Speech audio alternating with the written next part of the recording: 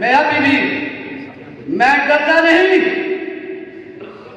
मैं अभी भी कहता हूं अपने वज़ीर आज़म साहब से, होश के नाखून लो, यह गवर्नमेंट तुमसे नहीं चाहती।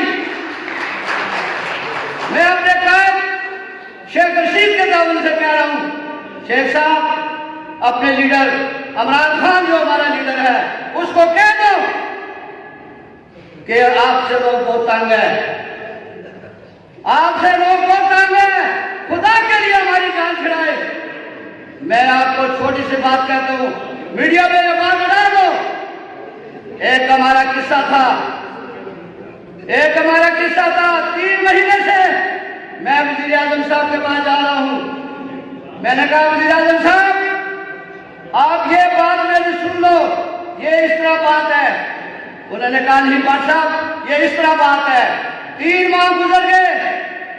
मैंने वज़ीर आज़म साहब को कहा भाई बताएं 3 माह गुजर गए, मेरी बात सच्ची है या आपकी बात सच्ची है? कहता पाट साहब आपकी बात सच्ची है। तो मैंने कहा किस तरह के वज़ीर आज़म है जो मैं 3 महीने से पीट रहा हूं? बाबा मेरा हम ध्यान करें।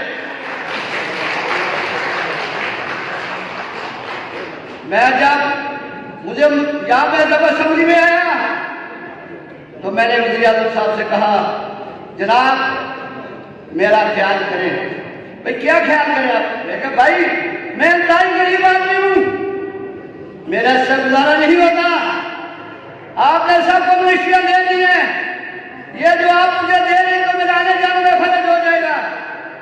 लेकिन उस बंदे ने मेरी बात नहीं सुनी, इधर से डाली इधर से निकाली। क्यों? कि मैं गरीब आदमी हूं। जनाब वज़ीर आज़म साहब, इमरान खान साहब, अगर मेरी बात आपको पहुंच जाती है तो सुन लो, पाकिस्तान में गरीबों के साथ कुछ भी नहीं सुना जाता। आजाद कश्मीर में ये गरीब लोग कहां जाए? अल्लाह ताला ने मुझे असेंबली में बचा भी दिया है, तो उस गरीब आदमी का ख्याल रखें।